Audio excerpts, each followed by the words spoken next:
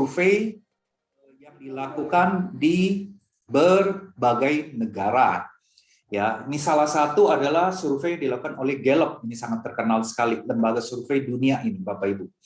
Nah, Gallup menemukan ya bahwa hanya 30% pekerja Amerika yang suka dengan pekerjaan apa yang dia lakukan.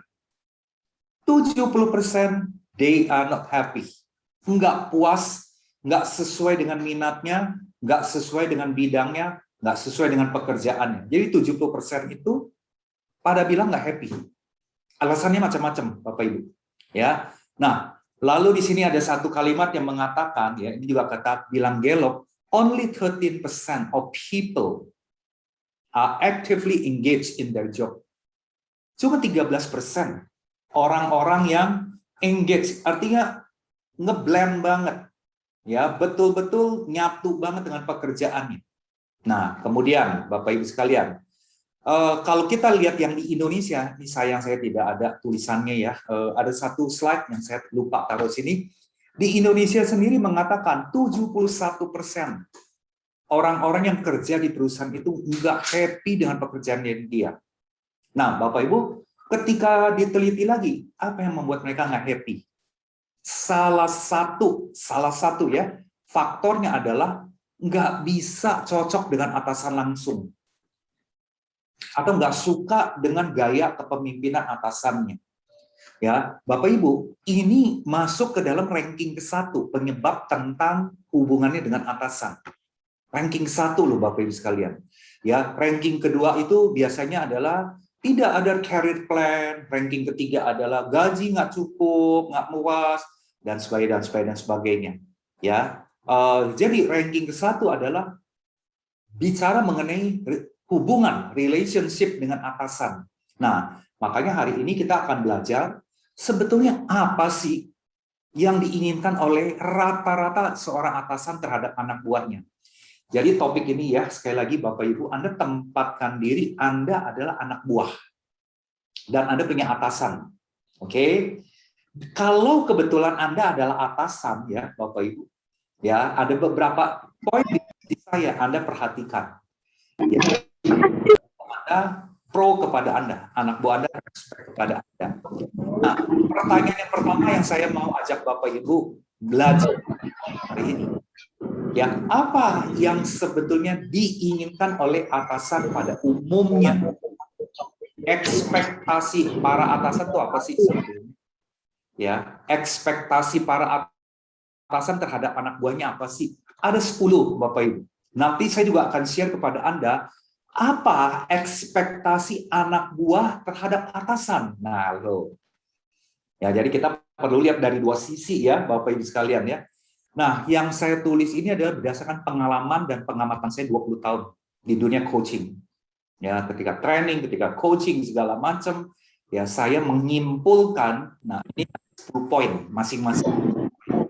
Ya. Nah, apa yang diharapkan atasan terhadap anak buah secara umum? Ya, yang pertama Bapak Ibu sekalian, tuntas menyelesaikan tugas-tugas. Ya, ini pasti semua atasan harapannya tuh seperti itu. Ya, kalau mau ngomong kasar gitu ya, udah pokoknya aku kasih kamu tugas, selesaikan. Jangan bikin excuse, jangan bikin alasan. Itu yang pertama. Yang kedua, bertanya bila nggak ngerti. Ya, saya keliling berbagai perusahaan Indonesia, hampir seluruh Indonesia. Ya, hampir 100% rata-rata atasan berharap kalau anak buah nggak ngerti, itu tanya. Itu yang diharapkan Bapak Ibu. Ya, jadi Anda kalau jadi anak buah, terutama Anda yang baru di level staff, atau supervisor, atau manager ya, perhatikan faktor ini. Kalau nggak ngerti, mendingan nanya deh.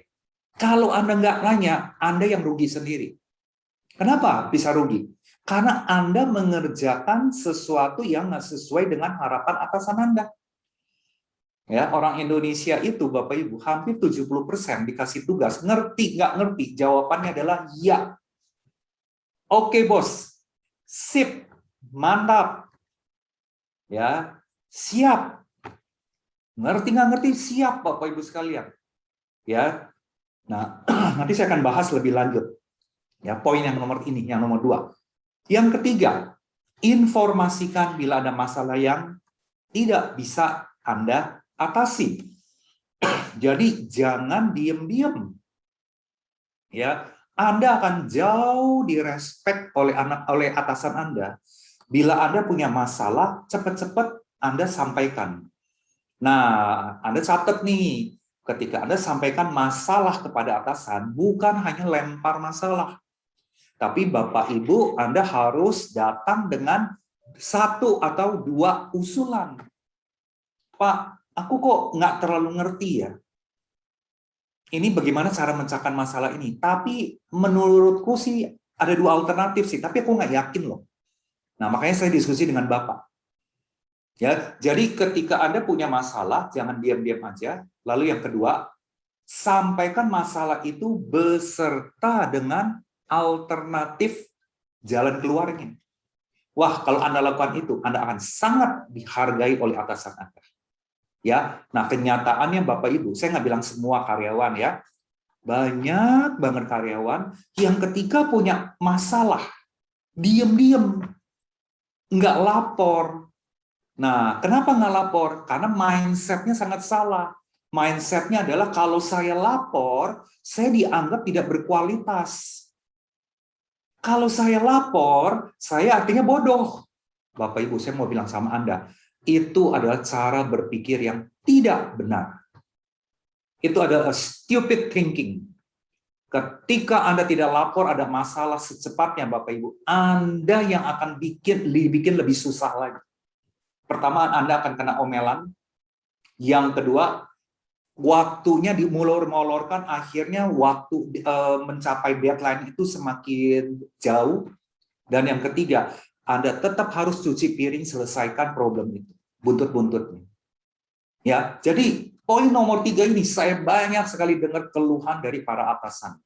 Ya, sorry Bapak Ibu, saya dalam topik ini bukan ngebela atasan, bukan ngebelain atasan pada umumnya. Saya cuma mau ngajak Bapak Ibu, kerja itu kerjalah dengan cerdas.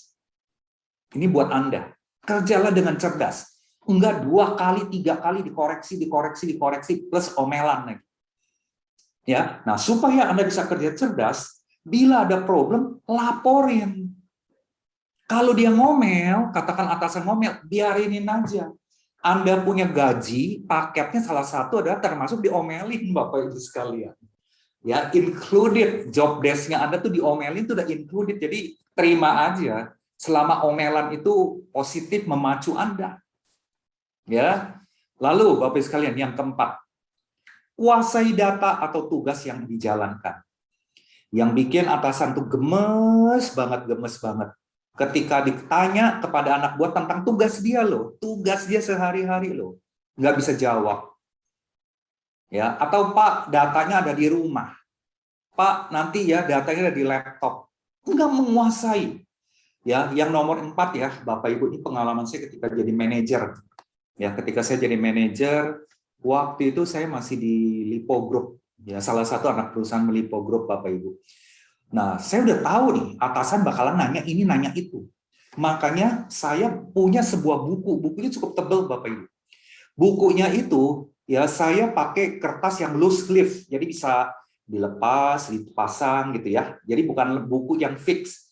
Ya, sehingga kalau ada informasi-informasi tambahan, saya bisa masukin, bisa sisipin, sesuai dengan urutan klasifikasi. Saya mencatat berbagai hal-hal penting yang saya tebak atasan bakalan nanya. Ya, dan saya tahu saya punya kelemahan, memori saya nggak gampang ingat data begitu banyak. Makanya saya catat. Bahkan ada beberapa informasi saya fotokopi, saya lipat di buku itu, saya tempel. Kemanapun saya pergi, buku itu saya bawa. Tujuannya yang pertama apa? Untuk ingatkan diri saya. Yang kedua, kalau bos nanya, entah dia tiba-tiba nelpon atau datang ke meja kerja saya tinggal buka aja. Oke Pak, sebentar Pak. Ini saya ada catatannya nih Pak, saya buka sebentar ya. Nah, jadi Bapak Ibu, atasan itu paling sebel kalau nanya data terhadap kerjaan anak buah, dia nggak bisa jawab. Wah, Bapak Ibu, itu penilaian atasan terhadap anak buah langsung drop. Nah, caranya gimana? Saya udah kasih Anda tadi, contoh saya. Bikin buku catatan. Loose leaf ya, jangan cat buku yang udah paten gitu. Ya, Anda bisa sisipkan kertas. Ya, jadi Anda kalau ada ide apa atau ada hal penting apa, Anda tinggal bisa sisipkan. Nah, waktu itu saya bikin klasifikasinya, Bapak Ibu. Ya, bagian lembaran ini tentang misalnya tentang urusan A. Lembaran ini klasifikasi tentang B. Nah, saya sisipkan pemisah yang berwarna. Jadi kalau saya mau cari data tuh cepat banget. Jadi misalnya contoh, saya punya catatan tentang data bank. Ya, waktu saya manajer, saya masih jadi finance accounting manager, Bapak Ibu. Saya punya bagian atau klasifikasi tentang pajak. Saya punya klasifikasi tentang produksi. Ya, karena kadang-kadang owner atau direktur tanya produksi ke bagian saya. Ya, saya kan nggak bisa bilang, Pak, itu bukan bagian saya, Pak. Nggak bisa saya nolak kayak begitu. Saya perlu menguasai berbagai hal yang ada di perusahaan saya. Ya, kemudian ada bagian tertentu tentang HRD. Nah, jadi Bapak Ibu, anytime saya ready. Nah, saya belajar tentang hal itu dari siapa? Saya belajar dari ekspatriat Jepang. Ya, saya sedikit cerita tentang yang nomor 4 ini, Bapak Ibu. Ya, jadi ketika kami waktu itu ya saya diajak oleh owner, ya bisnis owner saya untuk lakukan rapat, misalnya dengan orang Jepang, orang ekspatriat. Ya, biasanya kalau kita meeting tuh sambil makan.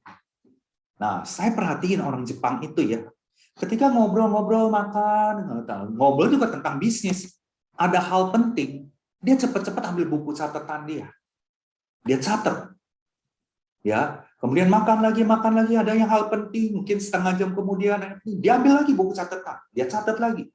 Wah, itu sangat menginspirasi saya, Bapak Ibu. Ya, saya sejak itu, jadi ketika atasan saya mau tanya apapun data, saya punya. Saya tidak akan jawab, Pak, tunggu ya, datanya saya mesti nanya dulu anak buah saya. Bagi saya pantang, Bapak Ibu. Pak, nanti dulu ya, Pak ya, saya buka-buka filenya dulu, atau saya cari-cari dulu ya.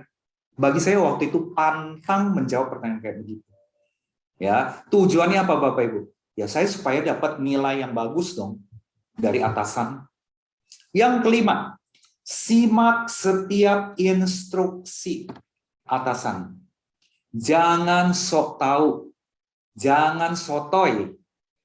Catat setiap perintah dia, setiap perkataan dia, entah lewat telepon, entah itu lewat WhatsApp. Penting, Bapak Ibu. Apa yang dikatakan atasan Anda itu pasti penting.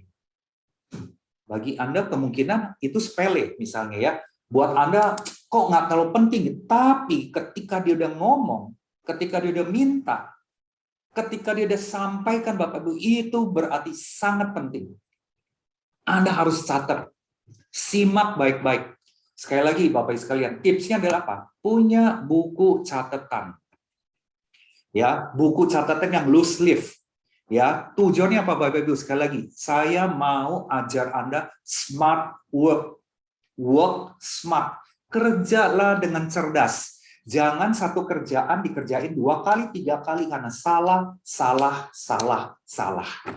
Koreksi melulu. Itu adalah stupid.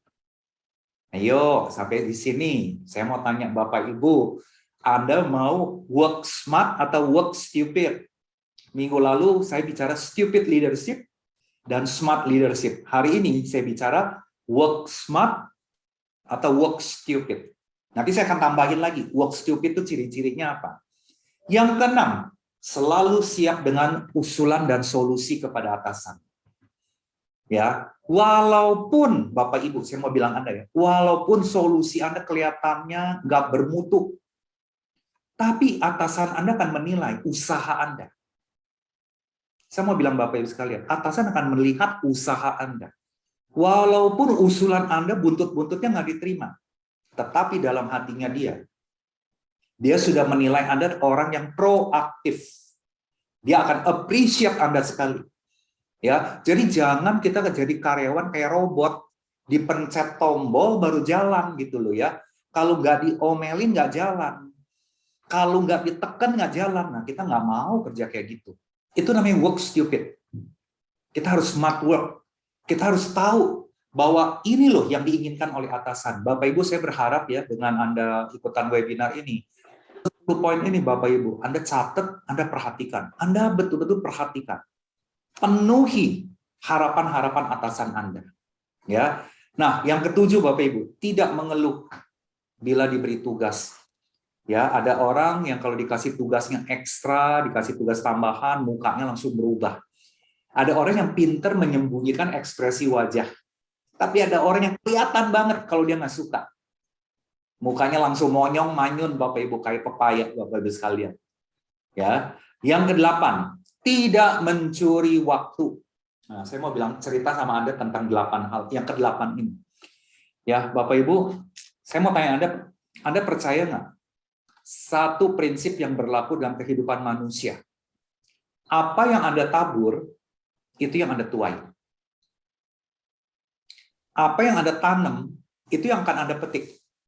Anda menabur hal baik, Anda akan menuai hal baik. Dan sebaliknya, kita menabur hal yang buruk, kita akan menuai hal yang buruk. Contoh mencuri waktu, Bapak Ibu. Kita perlu sadari, kita kerja dibayar minimal 8 jam kerja. Ya, katakanlah gaji Anda X rupiah. Anda dibayar 8 jam kerja untuk mencapai target-target yang diberikan perusahaan. Kemudian saya datang telat, sering datang telat. Ya, kayak Tom and Jerry gitu ya. Semoga atasan nggak tahu nih, hari ini saya datang telat. Saya mau tahu nih, kasih tahu Bapak Ibu sekalian. Atasan ya, saya rata-rata ya atasan itu punya berbagai cara untuk memonitor dan memantau anak buah. Itu yang ke satu. Yang kedua, atasan punya 1001 cara. Dia bisa tahu dari berbagai pihak tentang perilaku seseorang. Ya, dia bisa dengar dari satpam, dia bisa dengar dari office boy, ya tentang perilaku anak buahnya. Nah, ketika kita curi-curi waktu, ya datang udah telat, misalnya ini contoh aja ya, ini contoh aja Bapak Ibu, tapi saya banyak lihat di dunia kerja. Datang telat 15 menit, 10 menit, 20 menit, kalau dikumpulin mungkin dalam 1 bulan bisa total 50 menit kali itu. Kemudian, habis makan siang, ya jam 1 nggak langsung kerja.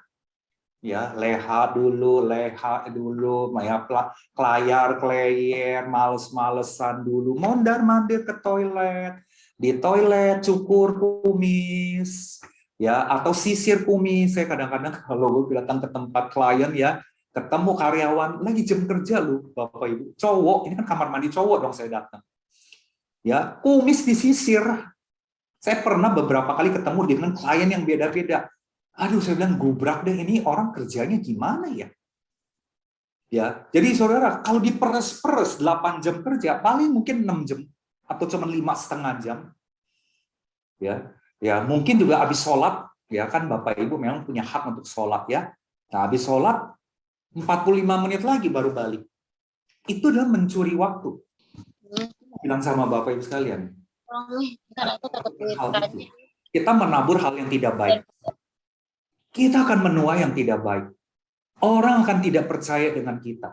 Atasan tidak akan percaya sama kita lagi. Atau atasan curiga.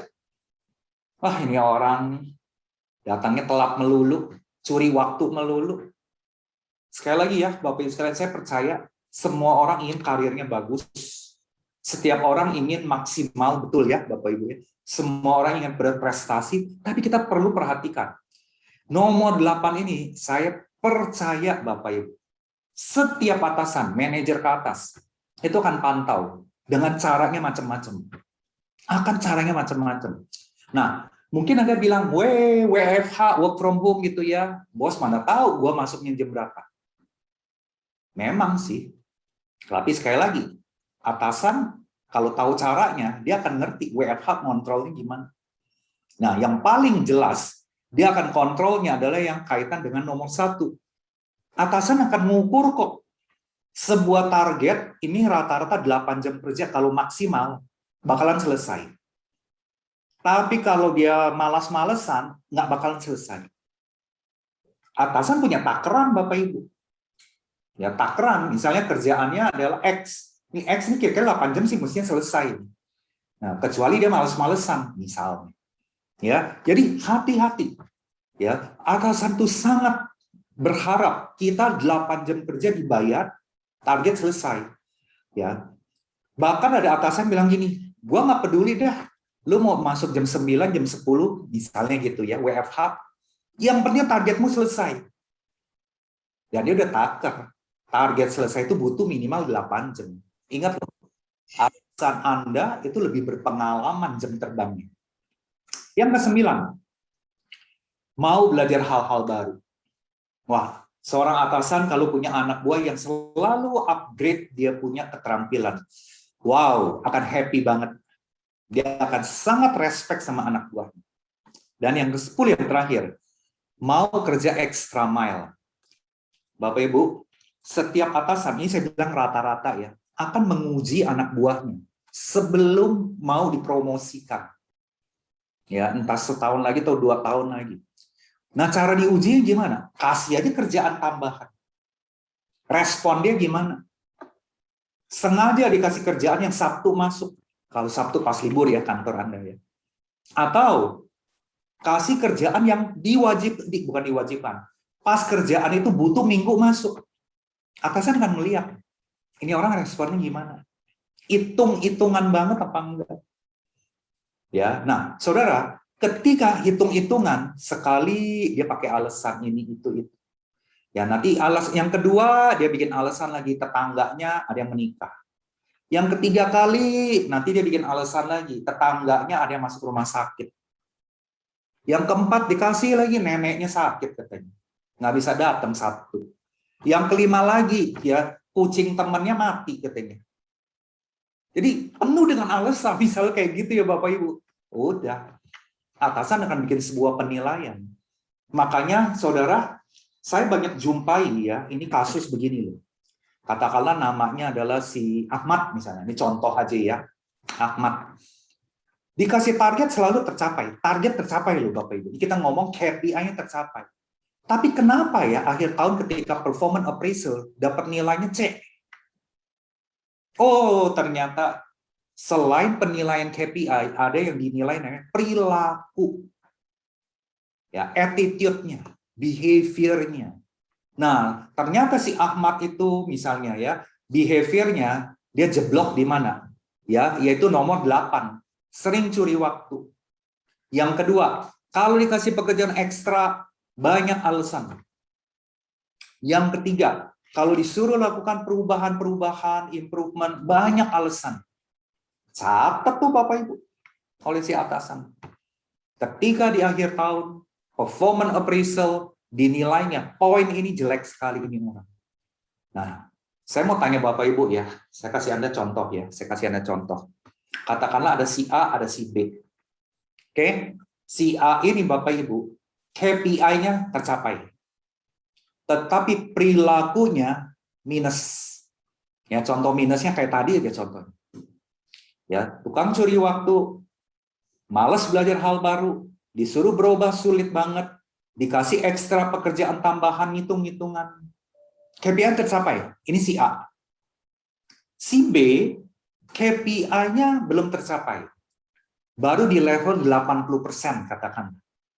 Tapi anak ini ya datang tepat waktu, mau mengupgrade diri, mau belajar hal-hal baru, nurut ketika disuruh lakukan improvement ya Bapak Ibu, dan melakukan extra mile. Si A dan si B.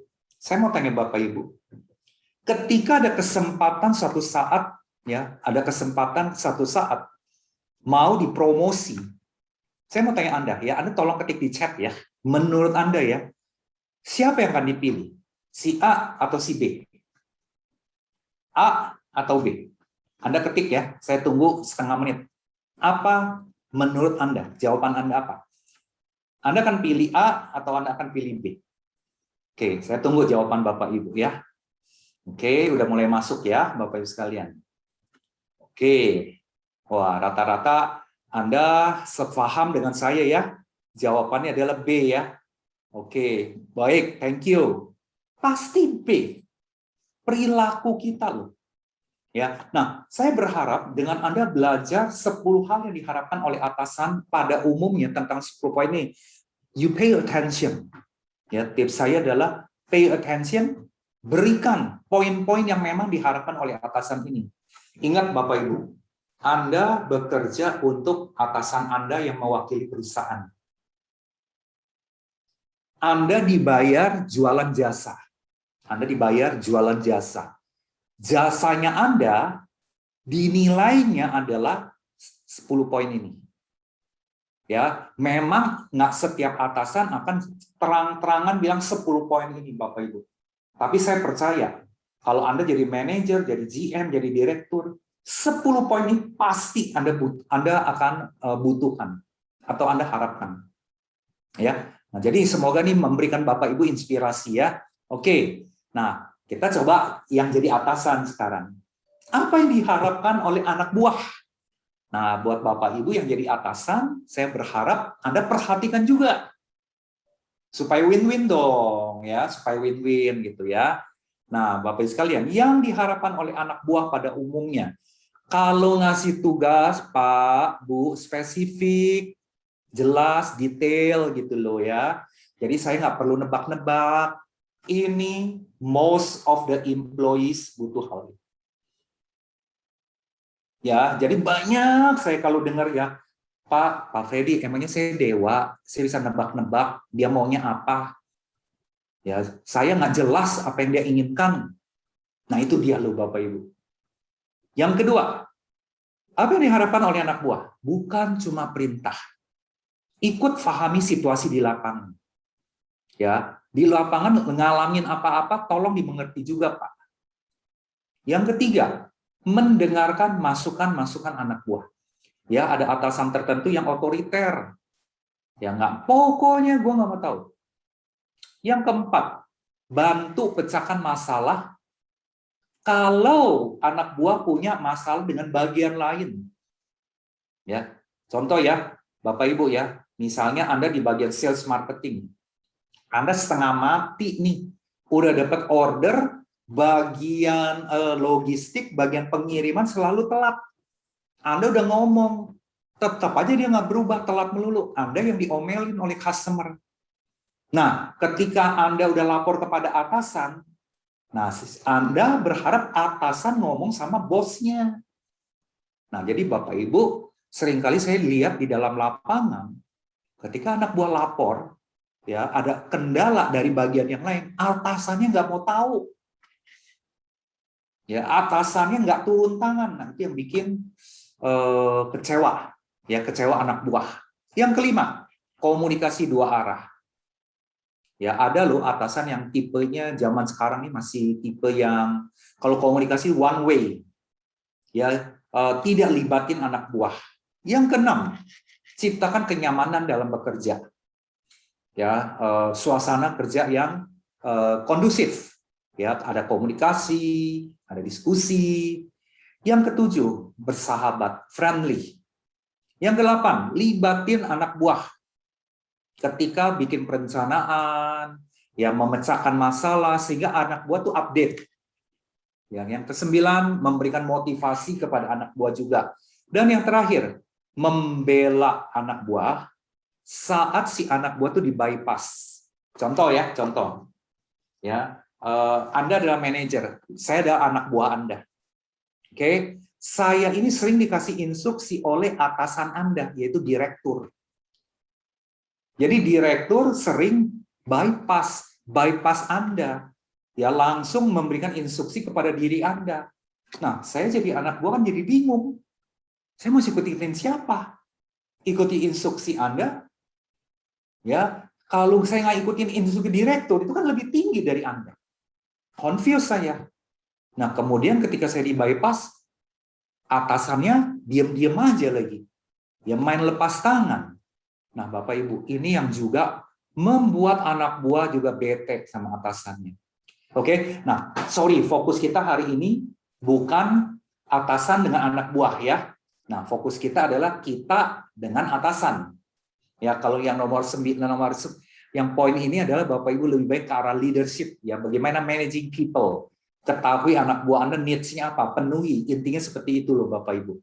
Nah, saya akan share selanjutnya begini Bapak Ibu. Dari serangkaian ya ekspektasi dari atasan, ada 3 hal yang paling tidak disukai atasan pada umumnya terhadap anak buah yang orang Indonesia. Saya bilang orang Indonesia ya. Saya bilangnya ini juga pada umumnya. Belum tentu 100% berlaku terhadap Anda. Belum tentu ya. Tolong catat baik-baik. Tapi ini banyak terjadi. 3 hal yang paling tidak disukai atasan rata-rata di Indonesia. Yaitu apa? Bilang iya, padahal tidak. Iya Pak, saya ngerti, padahal nggak ngerti. Oke bos, sip. Padahal nggak paham. Mau lakukan kerjaan apa, instruksi atasan nggak paham. Tapi bilang, oke bos, sip. Ketika si atasan mendapat jawaban, oke bos, sip. Saya mau tanya Anda, asumsi atasan apa? Berarti Anda ngerti. Berarti Anda sepakat. Kalau Anda ngerti dan sepakat, berarti Anda kerjakan secara benar. Ini yang paling bikin enak atasan pada umumnya.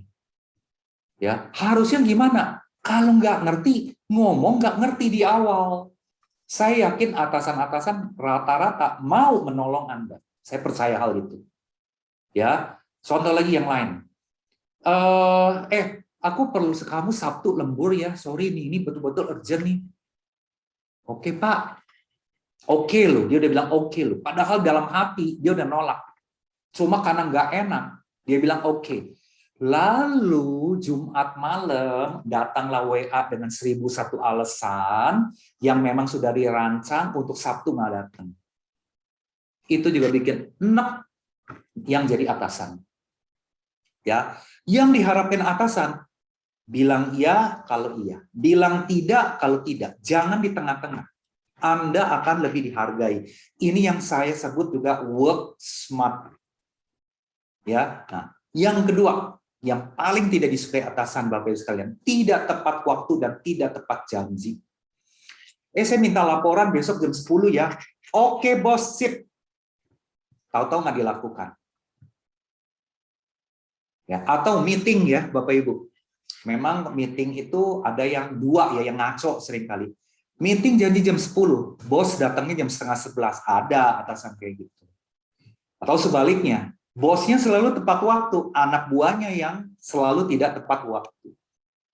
Nah, datang tepat waktu artinya jam kerja. Jam 8 masuk ya jam 8 masuk.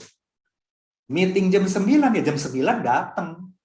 Nah, ketika telat dengan ini juga yang paling nggak disukai kebanyakan atasan. Ya, Bapak Ibu, tujuannya apa sih saya paparkan ini? Supaya Anda ngerti dan Anda penuhi. Itu yang namanya smart, Bapak Ibu.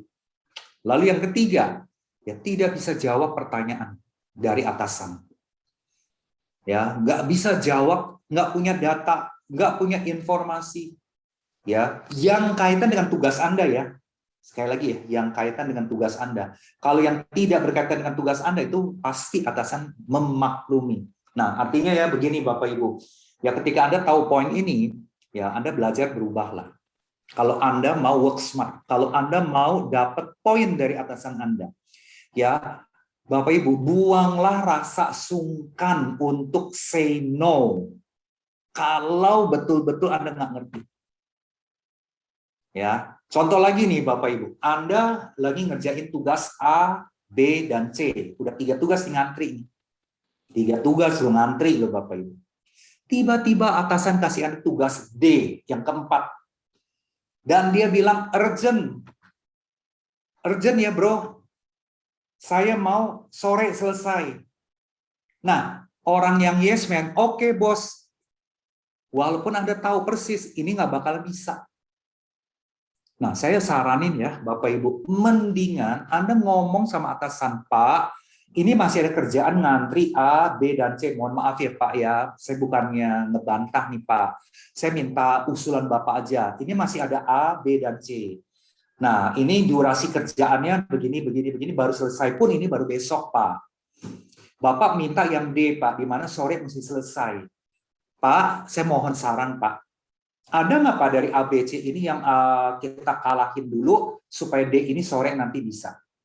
Jadi artinya Bapak Ibu, ketika Anda bilang no, Anda harus kasih alasan.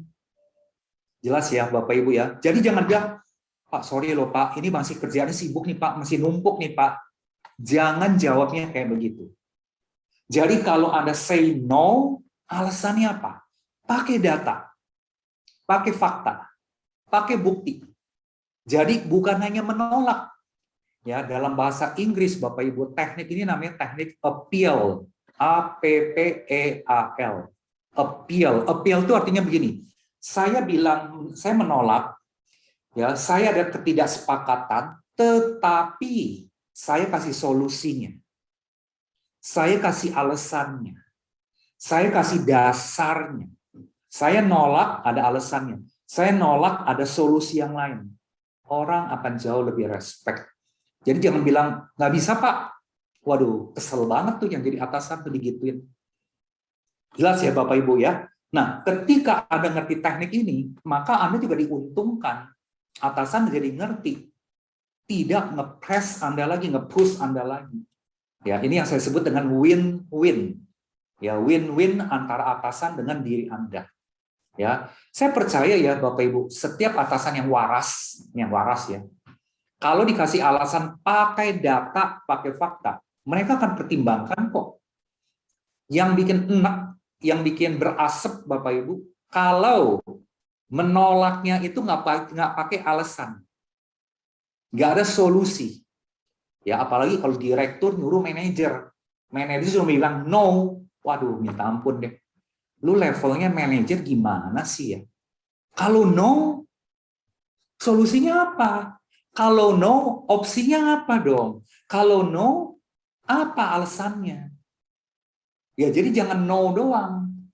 Atau yang lebih celaka, bilang yes, padahal no. Wow, Bapak Ibu. Ini dosa berat. Ya apalagi kalau Anda udah levelnya supervisor dan manager nih. Ya, dapat sesuatu perintah dari direktur yang lebih tinggi lagi. Ya. Oke, jadi Bapak Ibu Anda perhatikan faktor ini ya.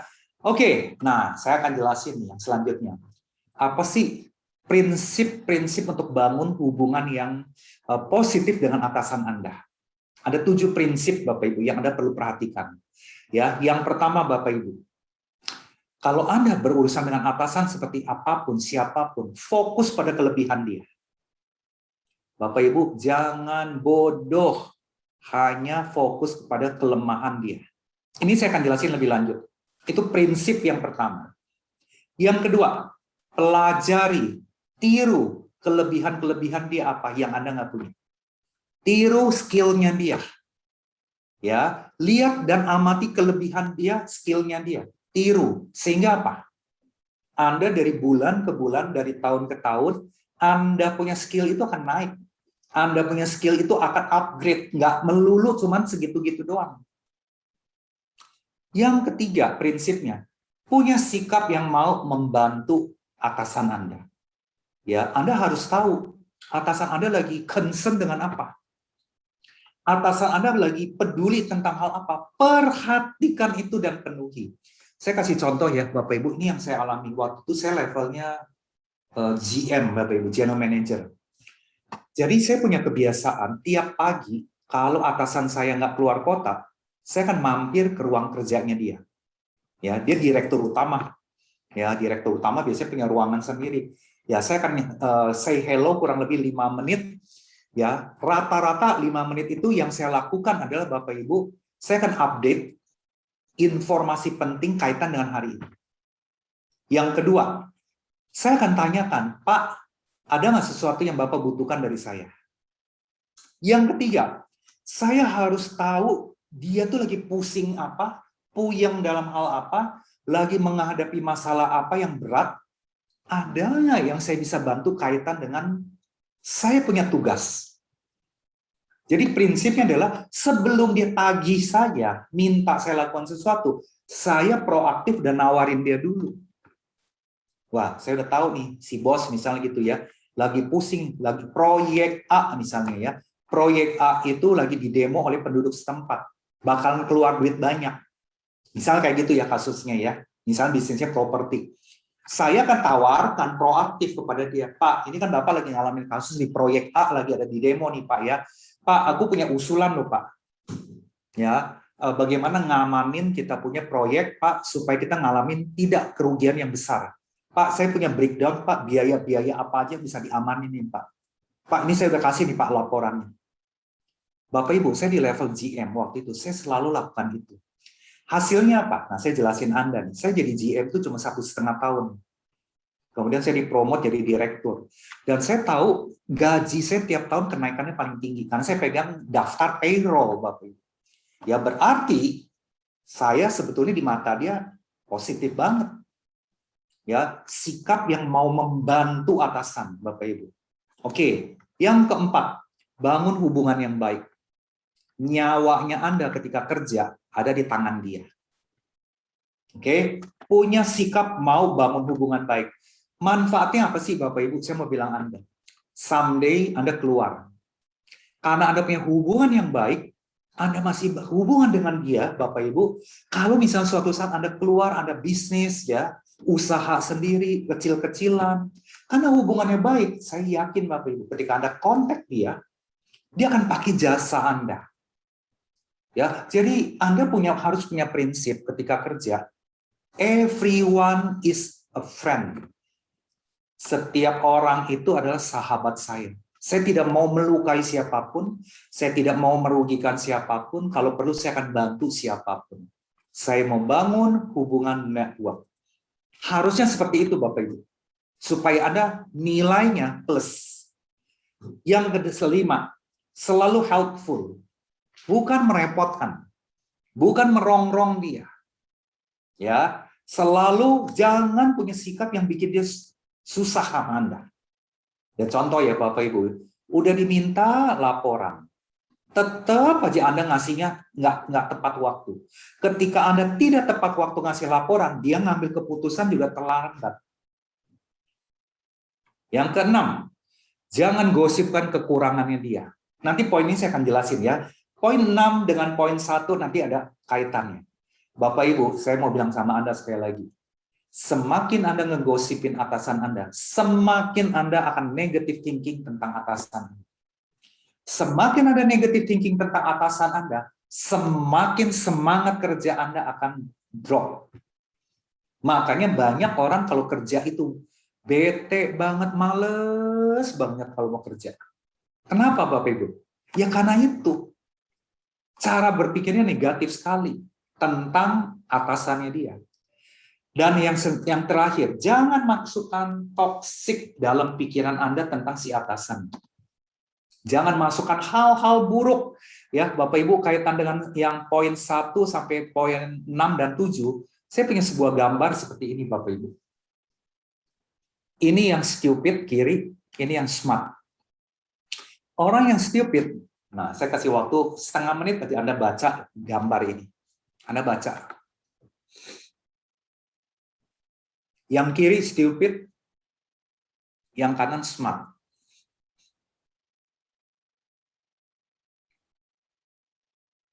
Nah, Anda lihat, orang stupid itu rajin masukin sampah ke dalam pikiran dia. Ngapain gua kerja keras, gaji kecil. Gila nih pekerjaan yang nggak pernah habis-habisnya. Gua kecewa sama dia. Gila atasan nggak perhatian ya, nyuruh melulu. Atasan saya cuek. Apalagi sambil gosip lagi. Lu punya atasan yang baik ya. Atasan gua cuek banget lu. Nggak perhatian. Ngasih kerjaan banyak. Aduh gila nih kerjaan susah banget nih. Sering lembur. Masukin terus aja sampah, Bapak Ibu. Masukin banyak sampah. Ciri-ciri orang yang stupid kayak begini, Bapak Ibu. Energi kerjanya tuh low. Semangat kerjanya drop. Ya, apalagi Bapak Ibu ya, ciri-ciri orang yang stupid ya Bapak Ibu. Paling suka itu hari Jumat. Kan Sabtu libur tuh ya. Jam 3 sore hari Jumat, waduh itu momen-momen yang paling dia tunggu-tunggu. Jam 5 Bapak Ibu dia tenggo, dia selesai, dia kabur, selesai atau nggak selesai, dia cabut Bapak Ibu. Yeay, thanks God it's Friday. Makanya ada restoran namanya TGIF. Thanks God, it's Friday. Lumayan 2 hari, gue ngeliat muka atasan gue yang nyebelin banget. Iya, jadi Jumat sore itu happy banget. Tapi giliran Minggu sore, Bapak Ibu, mulai kelabu lagi.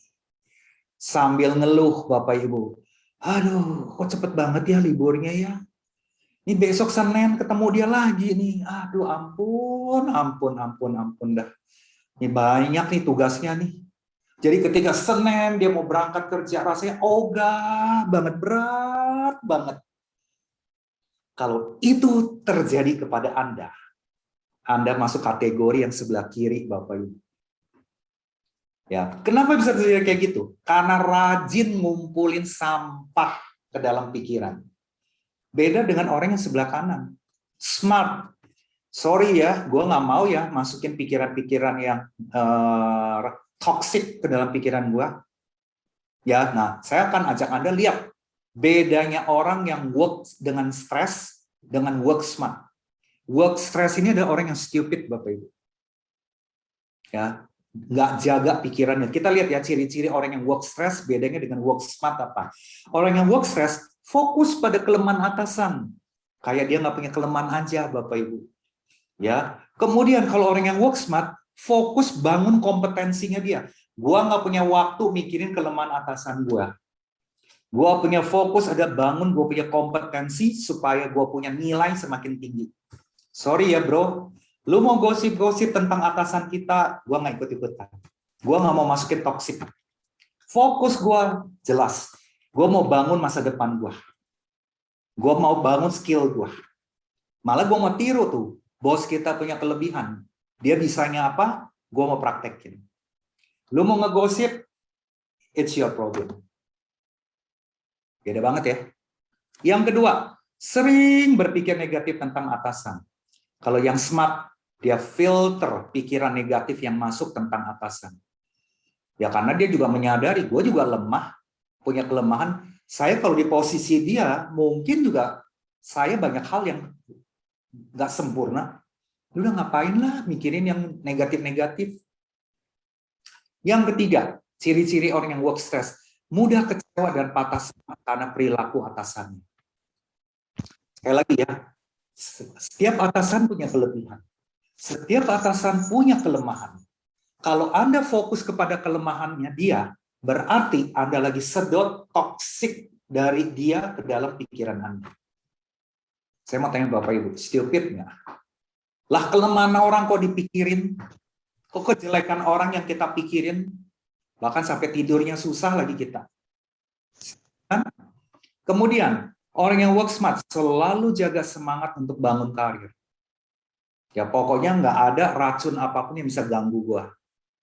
Yang keempat, tidak bangun hubungan positif dengan atasan. Dengan berbagai alasan.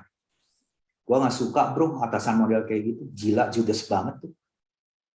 Misalnya kayak begitu ya, Bapak Ibu sekalian ya. Tapi orang yang work smart selalu berusaha bangun network dengan atasan. Karena dia menyadari, ketika dia masih kerja di tempat itu, nyawanya dia, karirnya dia sangat tergantung atasan. Tetapi dia juga melihat lebih jauh. Someday kalau saya keluar dari perusahaan ini, saya masih punya hubungan baik dengan dia. Ya, dapat teman tuh susah loh Bapak Ibu. Yang kelima, sengaja berperilaku negatif. Biarin gue datang telat. Ya ngeselin lah atasan mulai kayak gitu. Ya, mau menang sendiri. Ya biarin nanti jam 5 pokoknya selesai saya pulang kok. Terus habis makan siang, ya nantilah jam 2 kurang gue mulai kerja lagi. Ngapain sih kerja rajin-rajin dengan atasan model kayak begitu? Bapak Ibu, ini orang ya kayak begini, ini ciri-cirinya nih. Ya, dia mau kerja sampai pensiun ya Bapak Ibu, karirnya tidak akan berkembang. Tapi orang yang work smart selalu jaga perilaku dan etika. Karena dia tahu dia lagi membangun karir. Ya, oke, Bapak sekalian. Jadi Bapak sekalian, apa yang harus kita lakukan supaya kita dapat kredit positif dari atasan? Ya kita masuk aliran work smart lah. Ingat ya Bapak Ibu, hidup Anda adalah milik Anda. Karir Anda adalah milik Anda. Masa depan Anda adalah milik Anda. Kesejahteraan dalam kondisi uang adalah milik Anda. Bangunlah itu. Jangan izinkan toksik meracuni Anda. Ya, jangan izinkan berbagai hal buruk, ya, entah itu dari atasan, rekan kerja, merusak motivasi Anda membangun karir Anda. A smart person. Jadilah cerdas, Bapak Ibu. Ya, jangan stupid. Ya, jadi bangun hubungan yang baik dengan atasan. Sekali lagi, saya udah bilang sama Bapak Ibu, jangan fokus pada kelemahan dia. Anda juga punya kelemahan, dia juga punya kelemahan. Fokus kelebihannya dia. Ya, jangan terintimidasi. Itu yang membuat Anda jaga semangat dalam membangun karir.